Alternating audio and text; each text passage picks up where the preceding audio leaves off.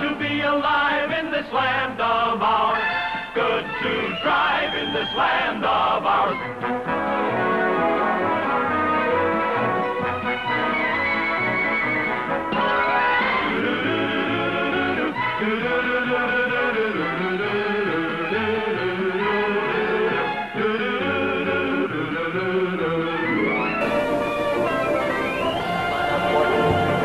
Hello, Canada hockey fans in the United States.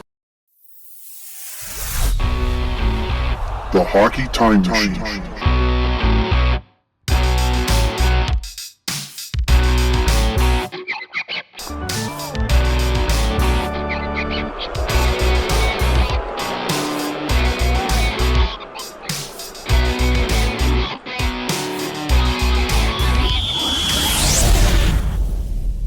Hello, everyone, and welcome to Hockey Time Machine. I'm Glenn Dreyfus. If you weren't specifically going there, it's unlikely you ever traveled through Trail, British Columbia. It's 7 hours that way to Vancouver and 7 hours that way to Calgary and about 3 hours south to Spokane, Washington, not counting the wait at the border crossing. Tonight, though, we're going to take you to Trail, BC, at least figuratively. Not only that, we're going to revisit 1939 and 1961, 2 years in which hockey teams from Trail improbably won hockey world championships. Take a look. It's a combination of everything that we instinctively feel is right about hockey.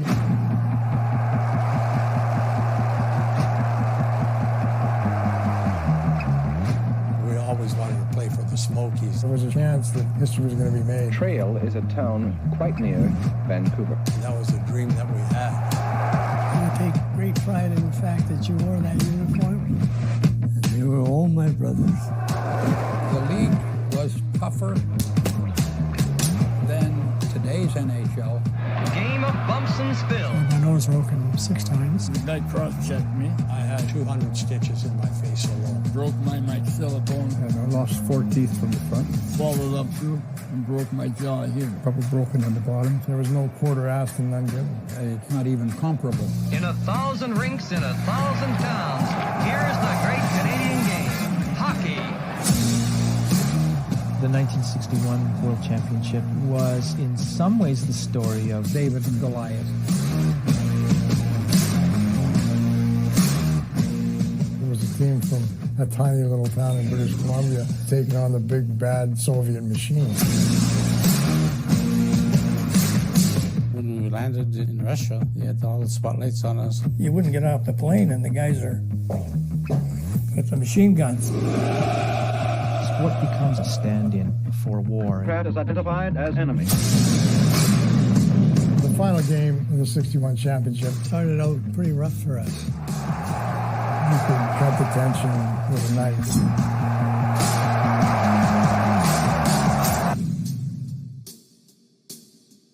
There were some pretty tough guys in that team. The Russians were very stoic. They didn't show emotion. They didn't take any crap. We just had to play the best we could, that's all.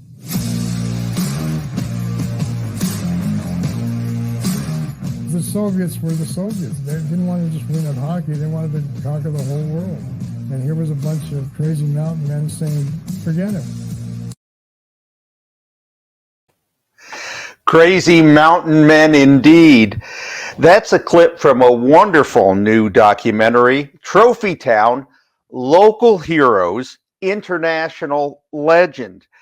And we're privileged to have the film's director with us tonight, Robert Barrett, as well as the film's executive producer, Brad Daniels, and the son of one of the 1939 champions, Daryl Scodelario. I hope I didn't mess that up too badly. Thank you all for joining us tonight. Pleasure to be here. Nice to be here. Brad, documentaries can be gestated in all kinds of different places, but I understand this one actually had its beginnings around a poker table. That's very true. For many years, I think possibly close to 10 years, Bob and I have participated in a roughly monthly poker game that occurs not far from where I live here in the near the beaches area of Toronto. And the person who was hosting the game that evening, a good friend of ours named Stephen Sweeting.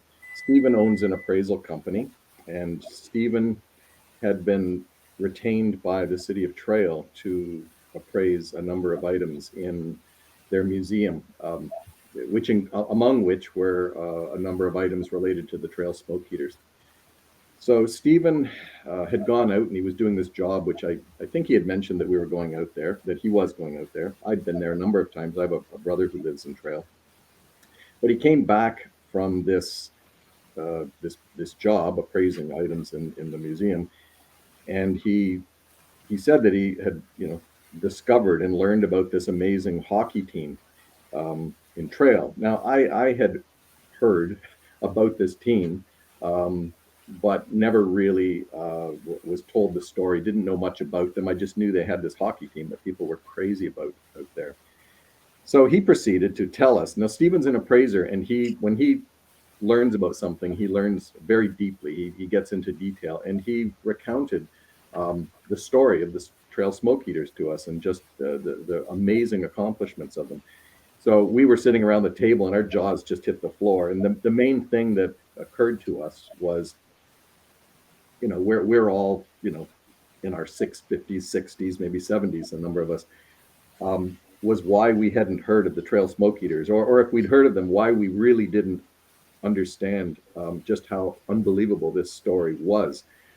And fast forward, Bob, who of course is a documentary filmmaker, Bob called me up a number of days later, got together and said this story, because it hadn't been documented anywhere. And he said, Brad, this is such a great story, which, we all agreed with. Let's make a film. And my role, to be perfectly honest, was to provide some financing to make it happen. I'm not involved in filmmaking. I'm not involved in anything else. I've had a construction company my entire life, and I'm retired now. And that's what Bob needed to get this thing going. It took me about 10 seconds to say, let's do it. And that's how it started. It started with our friend Stephen coming back and actually explaining the story. It was a synopsis. We've learned much, much more since then. But it was about wanting to tell this incredible story, in particular, because we knew, it's certainly in Eastern Canada out here, that most people weren't aware of it, certainly people below a certain age. And that was really the beginning of this for us. In fact, Brad, you were quoted as saying, our jaws just hit the floor. Yeah. We're all saying, why did we not know about this? Why doesn't every Canadian know about this incredible story? So what were the next steps in trying to make it happen? Well, so that was it. I mean, sort of, knowing that this hadn't been properly documented anywhere, certainly in a documentary film in this way, was important because we needed this to be documented. But the next steps really were started with Bob. Bob ran with it. Bob knows people in the industry, and we really needed to get Bob out there. Bob had writers and editors and all sorts of people that he's worked with over the years. I knew nothing about this really. I mean, what ended up happening here was I provided the seed money to get this going. I did, and my business partner, we sort of jointly financed this. Bob started running with this as we went through this. I mean, I got drawn into it, and was speaking with Bob fairly frequently. And Bob, was sending me stuff, asking me my opinion. I had an opinion. We went through numerous edits. We would brainstorm about how it was coming together, and it took a number of years. I mean, this was a very long process. But we have been so fortunate. I mean, the good fortune we've had in terms of timing has been quite remarkable. This started before COVID. Remember, we didn't know what was coming.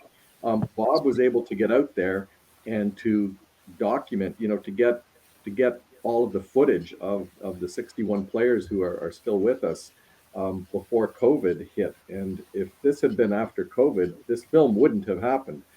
It just simply wouldn't have been possible. And initially we thought, oh, let's get this out and get it ready for the 60th anniversary of the 61 win. We thought that was really our target. That wasn't possible, obviously, because of COVID. And we were a little bit, let down because of that, because we thought that would have been such a great time to do this. But as it turned out, it wasn't necessarily the best time. It occurred to us at a certain point that there was a connection. There was that the 72 win of the Canadians in the Canada Summit Series was a related story. I mean, it really was. And we realized that there was going to be a lot of attention around hockey at that time. And we came to understand that this was something that really would play very well in concert with the 72 story. And it does. And you can tell the opening lines in the film actually reference that everybody knows about 72. Everybody, has been focused on that now. And yet, and I think quite rightly, it deserves its place as sort of the ultimate Canadian series and win. But I think this is number 2. I really do. And the difference in terms of how well known those two events are is staggering, that more people don't know about the 61 win. And the 39 win, in fairness, it's so sad that the 39 win wasn't documented. I mean, every time I hear about the record that the goals for and against in 39 was 42-1. When does that happen? I mean, really, it's remarkable, and it's really too bad that we couldn't have documented that in the same way we were able to document 61. Bob, you've been quoted as saying, as the film's director, this was never a film about hockey. It was always about brotherhood and community. What did you mean by that? Well, whereas I love hockey, I was raised watching the Maple Leafs, and sadly, it's been a while since they've won the cup. But nonetheless, I was raised around, and I played hockey as a kid. But as a filmmaker, I didn't really. The idea of making a sports film didn't really do much for me. But the idea that this is a small community that took on the world, that really interested me a lot. And there's so that's what drew me in, because this team, whichever generation you want to talk about, the 39 guys or the 61 guys, they couldn't have done it without the community. And it's established in the film.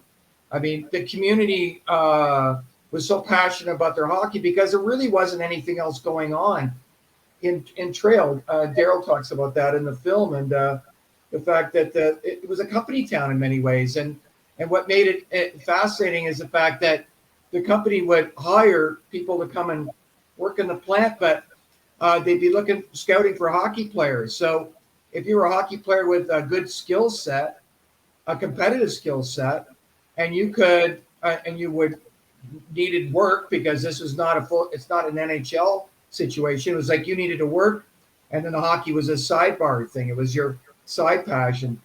And so the company was looking for guys who wanted to make a living but wanted to play competitive hockey. And the community, so they would come and live in the community. And as we find out in the film, of the immigration of the community, a large Italian population in the community. A lot of the hockey players actually have Italian, or they were Italian kids growing up. And so I just found it just fascinating that hockey could flourish in a place like this. It's in the middle of, I consider it in the middle of paradise, and it's such a beautiful setting. So to me, there's a photograph right there, and that's the Columbia River. and it's absolutely a gorgeous place. So people would come from thousands of miles from Europe or whatever, just settle there and to work in the plant. You can see the smokestacks there, and it's kind of like what I love about Trail, and Daryl can talk about this extensively. I love the fact that in a way the smelter sits on the top of a ridge and overlooks its fiefdom. So the town is below, and all the workers go to work there, and you've got to walk up or drive up to the plant. So it was kind of fable-like in a weird kind of way. It was, it's like, so I was just fascinated by that element of it. I really want to tell that story. And so for me, it's a story about a community that just happens to have embraced an incredible group of generations of hockey players who took on the world, right? And I just found that's a story that we needed to tell. Yeah, Bob, if I could just jump in there. I think you're selling yourself a little bit short, because I remember specifically either the first or second time we met to talk about making this film. I was focused initially on just, what a great story this was, like, let's tell the story of this tremendous team and this, and these great wins. And I remember what you said. You said, I'd like to look a little deeper than that. You said, what is it? Why did this team produce such excellent hockey players when they were so good? And it was like you wanted to explore the sort of broader issues. I mean, was this just a freak thing? What were the conditions necessary that existed to produce such excellence? And something I've spoken to people a lot about is that on the surface, the film is just recounting the story of the Trail Smoke Eaters, but the subtext, the real story behind that, to me, is why Canada in particular has produced such excellence in hockey players, and what the conditions were that allowed that to arise. And for me, what I learned from this, and I think that someone really studying this film will understand, is that it's a story of the way that Canada was colonized and developed. Industry came in and moved through the country, whether it was lumber or mining or what have you. And very often in very remote places, as Canada was populated with people, all of these little towns grew up all over the place. And the way I look at it is that industry understood that if they wanted workers to come there and to stay there, they needed to have a happy, healthy community. And the smart industries, and Cominco was a very smart, operator in this. They understood very well the role that a strong community played in maintaining a good workforce. And that's what they wanted, was a good workforce, let's be clear. But they really supported all the local sporting organizations because they understood that sport plays such a central role in galvanizing communities and creating community spirit and creating a happy, healthy community.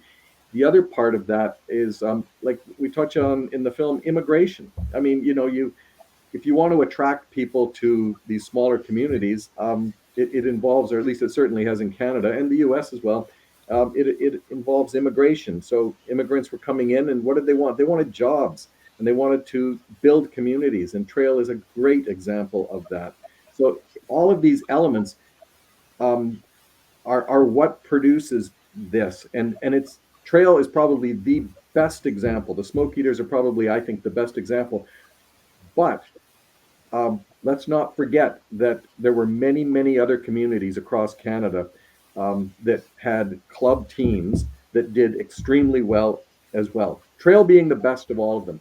But when you look at Trail as a case study, it explains all these other small towns all over the country and why Canada has produced such phenomenal hockey players and other athletes over the years.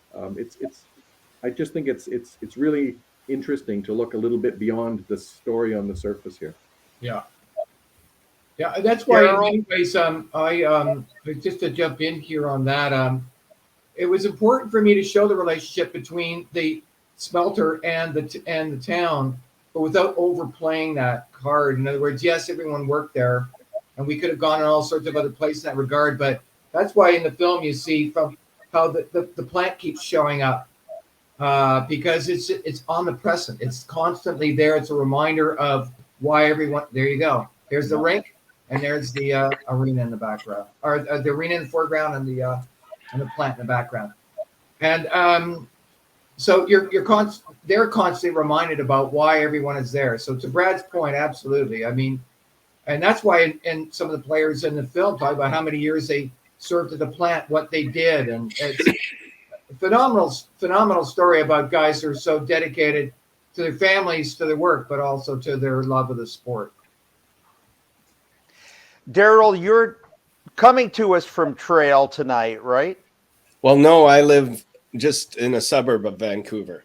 Okay.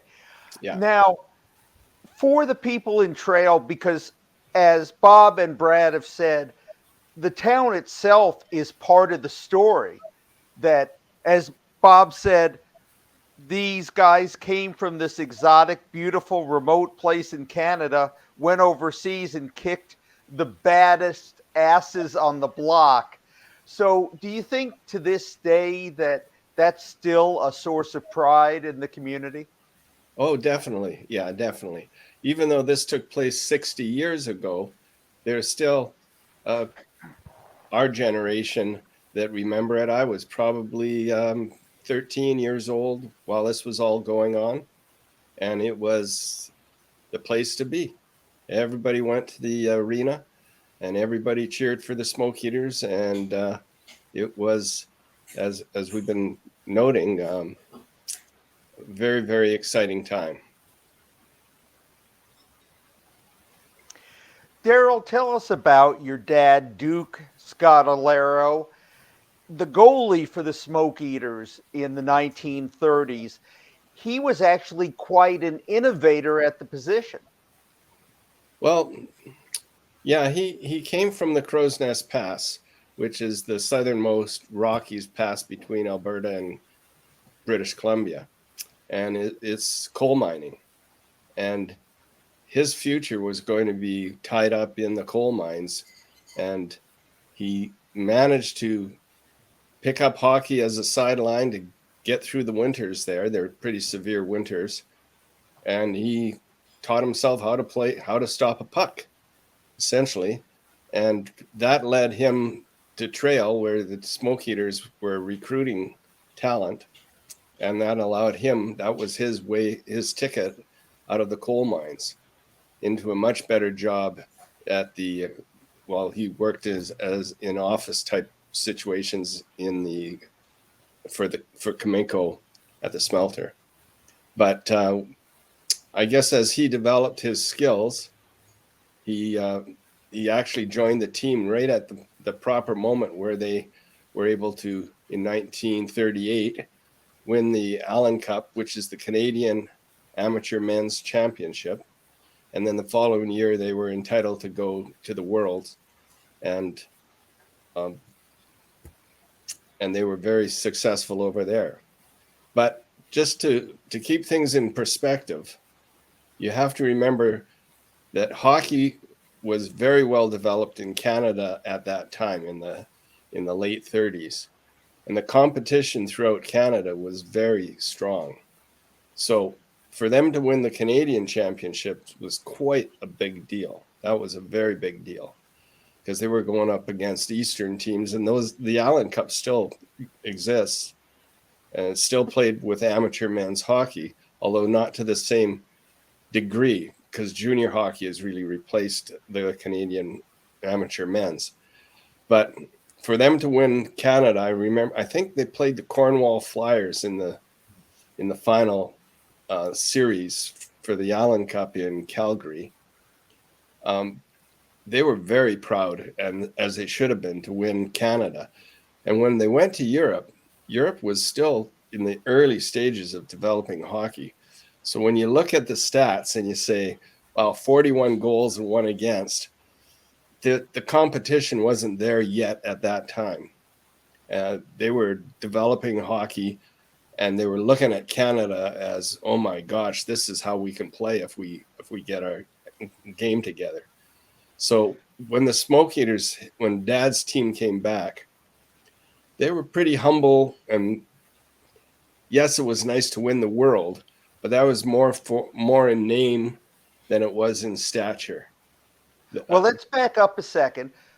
Yep. Before we leave your dad as an innovator, you sent me some photos of his blocker glove. Yeah. And there's a story behind that because he made some additions. There wasn't really a blocker on the glove before your dad, right? Well, yeah, the story that's been related to me by my dad and others, including his brother, was that when they were in the playoffs for the Allen Cup in Calgary, somewhere along the road, he took a puck on the back of his glove hand. And the gloves for goalies in those days were pretty much very similar to players' gloves. And he really damaged his hand so that he could hardly hold I'm not sure if he broke some bones in it or what, but he says he could hardly hold a stick. And he asked that they use the backup goalie, but they said, no, you have to play. We need our number one goalie. And so he tinkered with it, and he put this contraption on the back of his glove hand, and he strapped it on. And then he tinkered with it some more. He needed some padding between the hard metal. I don't know if he used a piece of wood or metal at the time, probably a piece of wood. And then he wanted to have a cushion on top of that because he used to, let's see if I can show you. He used to trap. The puck would hit that, and then he would trap it on the stick hand. And the story goes that, and this is what he relayed to me. Again, it's legend. I can't verify it. He said that after one of these games, a representative from CCM came down to the locker room and asked him about this, wanted to look at it. And my dad explained what he was doing and why he had to do this. And the representative from CCM thought that was pretty cool. And apparently the next year, CCM put out the blocker. But that's all legend. I can't verify it. It's just a good story. You and your wife, Jane, were nice enough to model some.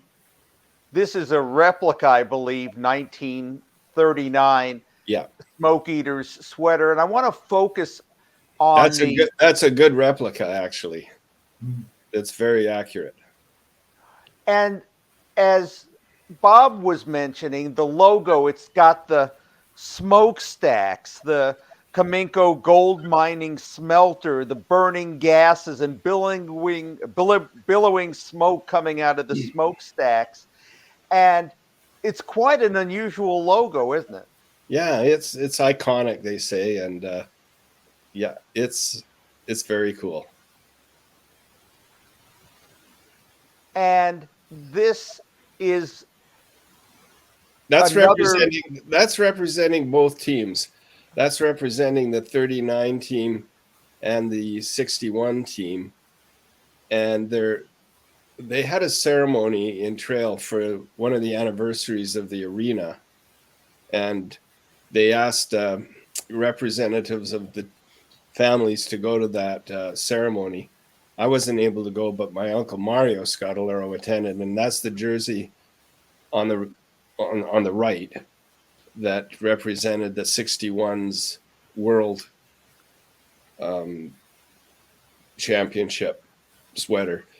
We called them sweaters back then because the one that Jane's holding up, the one on the left, the replica, is actually a modern jersey, but the original was actually a wool sweater. Speaking of originals, this is not a replica, right? No, that's the real thing. We have that in our collection here. Yeah. And it's still in good shape, too. Well, again, here's my theory, is that it didn't get worn much because they were humble about the fact that they won the Worlds. Interesting. But if you see old photos, you'll see those guys wearing their Allen Cup jackets all the time, everywhere. And I've just been putting this together in the last several months that I think, because I never saw the Allen Cup jacket at home. I don't remember it. I think it might have got worn out. So they were so proud of the Allen Cup, and they didn't walk around bragging, look, we won the world, we won the world. Mm-hmm. I think they were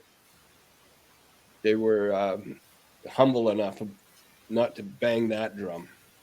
That's that era. That's not the case with the 61s. Total different era. You got 20 years of hockey development in Europe taking place. So the 61s was a big deal to win the world. One more question about your dad, the goalie. He had a nickname, Meet You Halfway. Yeah, he liked to roam. And I guess in those days, let's be honest, the game would have been slower. The skating skills and that would have been slower. You would have had more time to move out. If you ever saw goalies doing that in the modern day, they'd be shot. They would not be encouraged to do that, to roam way out of the net. But he had the time and he had the skills to do that. So that's what they sometimes felt that he was another defenseman sometimes. Bob, you've brought up, and Brad has brought up, that the Kamenko smelter is an important part of this story, and that they understood the power of sport to galvanize communities. One thing that's amazing to me is that these guys would work a full 8-hour shift, often a very physical shift. Then they'd have to go to hockey practice. I find that hard to even imagine. I know that's what I found so astounding. And if you look at where these guys worked, there were sets of stairs that go up. I don't know how many stories Darren might be able to tell you, but 4 or 5 stories. I mean, everything about working and living in trail it's a workout. And we kind of illustrate that in the film. It's a very beautiful place, but it's rugged. And they would be training. I think there was a clip from Ed Christoffoli where they all talked a bit about being coached by Bobby Crom. I don't know if you want to talk about that now, but at any rate, conditioning was a very big part of their winning ways, as far as I'm concerned. And because it wasn't enough just to be a good player, these guys had to kind of, have the stamina to keep up. And so it was, you work all day, you spend your couple of hours at the rink, and you go, and they were put through their paces. I'm talking about the 61 guys in particular, because they could personally talk about it. And it was a commitment. It was a commitment to living out there, to working at the plant, to raising a family. A lot of these guys had 3 or 4 kids, and then they worked these shifts at the plant. So, an amazing group of people for sure.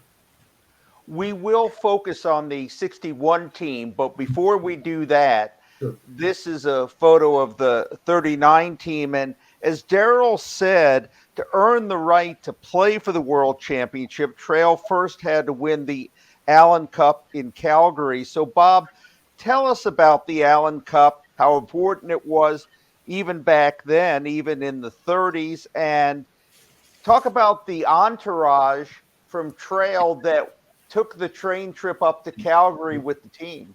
Well, of course, they dubbed it the Smoke Eaters Special.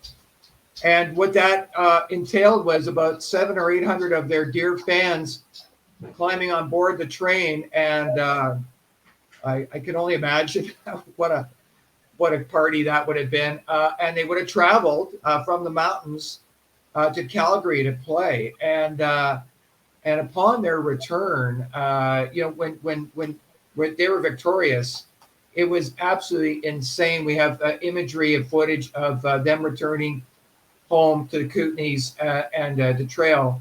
But look at that photograph. Like, that is mind blowing. I don't care where you're from. That is how much that team was revered. That is how much that team meant to those people. Look at it. It's like chock-a-block, thick, full of people that came out to, and the guys would drive through the streets. That's both era teams would. Part of the celebration was them aboard the fire truck and being piloted through town so that everybody could cheer them on, and the band would play and everyone would dance, and I'm sure there was might have been a couple of beers had, and it was a huge celebration. Look at that. It's like that. So that really touches your heart, right? That joy with that team winning the Allen Cup was it meant everything to them. And it goes back to what Daryl was saying. I mean, I think internationally, I think the international trip was, that in and of itself. I mean, the fact that they had to travel across Canada and go across the ocean, and someone in the film says it's like going to outer space. So that would have been its own trip. But I mean, the Allen Cup meant so much to these guys, and it meant so much to the town. Everyone knew, not just the team, but everyone knew in Canada how important the Allen Cup was.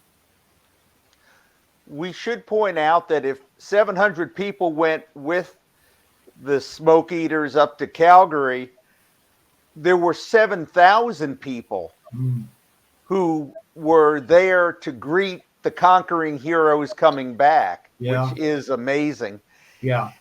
Now, as you say, to get to Switzerland for the World Championships, they played exhibitions across Canada, and not just to get ready, but also to raise funds. Yeah. Then it was a steamer that took them to Scotland, sold out matches across Europe, some on soccer fields, 54 games in total, 9 countries over 3 months. And as has been mentioned, they really did dominate, didn't they, Bob? Yes, they did. Yeah, and Brad mentioned that earlier. Yeah, it was. They conquered for sure. They went over there and conquered. And remember, they were over there at a time prior to World War II, where there's a lot of tension going on in Europe, obviously, and they played in Germany the Christmas in late '38, because you're right. They were gone for like 3 months.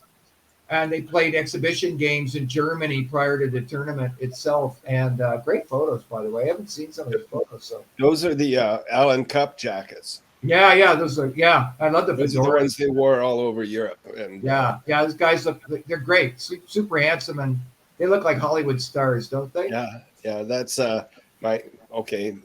Yeah, that's there's Bunny, your dad and my dad and Bunny Damon's. Bunny, yeah. Kind of fancy that. That's Deutschland. That's in Germany, obviously. Yeah. At any rate, as the film discusses, and Daryl could say, I mean, they just had the time of their life, right? I mean, they're a bunch of young guys. Another great photo. Jeez, you've got to put in perspective that most of them were 23, 24, 25 years old. They were kids. And think about how far they had to travel. They were like 7,000 miles away from home or something like that. I'm still trying to figure out how they physically moved from one place to another. I mean, most of it by train or bus. Yeah. But what about all their equipment? What about the laundry requirements? How was that managed? There must have been some incredible organization in the background to keep that ship afloat. Yeah, for that long, you're right. Yeah.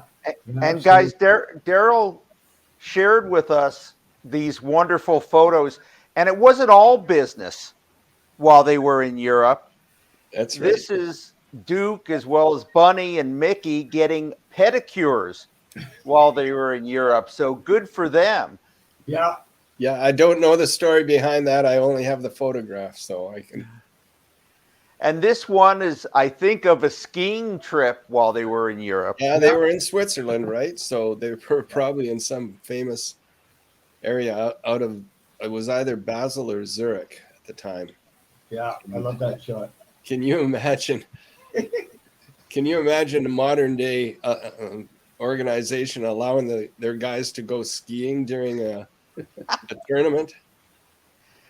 So, No, Brad, that you would- know who else noticed the 39 Smokies? The father of Russian hockey, the legendary coach Anatoly Tarasov.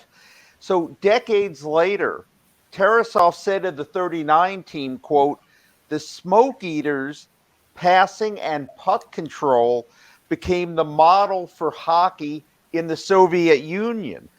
So that makes me think, while the European influence on the North American game is well documented, Trail, and this was true of both the 39 and 61 teams, had an influence on hockey in Europe. Well, yeah, I mean, this is something, it's a theory I have. I remember in the 70s, in particular 70s and 80s, in the NHL, people talking about the European style of hockey, sort of fast skating, sort of wide open passing, and not being as physical. The European players were sort of derided for not being as physical. But when I followed the story of the Smoke Eaters, and this would apply to other club teams in Canada as well, what has occurred to me is that the style of hockey that the 39 Smoke Eaters and other Canadian teams brought to Europe, in particular the Smoke Eaters, was noticed in Europe. And it's documented in our film that a number of the guys after 39 were recruited back to Europe to coach. Mikey Buckna is one that's mentioned in the film, and he coached the Czech team and is sort of regarded, I suppose, as almost a sort of father of modern Czech hockey. And it occurred to me that this style of hockey that they witnessed with the 39 Smoke Eaters, where they, sort of dominated in 42-1 in terms of goals for and against, sort of spread through Europe in places like Czechoslovakia. They took this on, and they all got much better. But later on, many years later, in the sort of 60s, 70s, and so on, when European players started to come to North America to play in the NHL, the style of hockey that was thought of as European, I think, had something to do with the Canadian teams that went over and played in these tournaments, like the Smoke Eaters did in 39. And then, of course, the story in the film about the 61 team is fascinating, in that hockey had changed very much in Canada from 39 to 61. And there's a lot in the story about how physical it became. It became extremely physical. And when the 61 team went over, and this is what's one of my favorite parts of the film, is listening to Don Fletcher talk about what happened when they showed up in Sweden, and they were sort of derided. These guys were jet lagged. I think most of them had never been on a plane, certainly that far before across the ocean. And when they were beaten the first time, and they were made fun of for being kind of lightweights, not very good players. In fact, Don Fletcher shows a picture that was a drawing that was made of him in the paper where he had fairy wings. They were making fun of him. And he says in the film, that was it. And the next game, they became exceedingly physical, he in particular, and they talk about how they were literally run out of town. And he says that that's what put that team together, and that's what carried them through to their success in 61. And that's the style of hockey that I remember in the 70s, where we had, bench clearing brawls and whatever. That style of hockey didn't exist in 61 in Europe. And the Canadian teams went over, and the Smoke Eaters in particular were able to once again dominate over there because they were playing a different style of hockey. So I just find it's very interesting how the styles of hockey went back and forth. Just to put a bow on the 39 team, Trail shut out the U.S. team 4-0 to become champions. And Daryl, do you know the story of why the 39 team that we're showing again here, why they were not wearing Team Canada sweaters? I believe what happened was that the organization, I guess with the Canadian Amateur Hockey Association was going to provide sweaters for them, but they were going to have to pay more than they could afford to get those sweaters because they needed to pay their own travel costs. It's something to do with that. There was an issue about affordability of wearing the Canadian sweater. So they said, fine, we'll just go and wear the Smoke Eaters sweater. And as that turned out, that became a story unto itself. So it's kind of cool.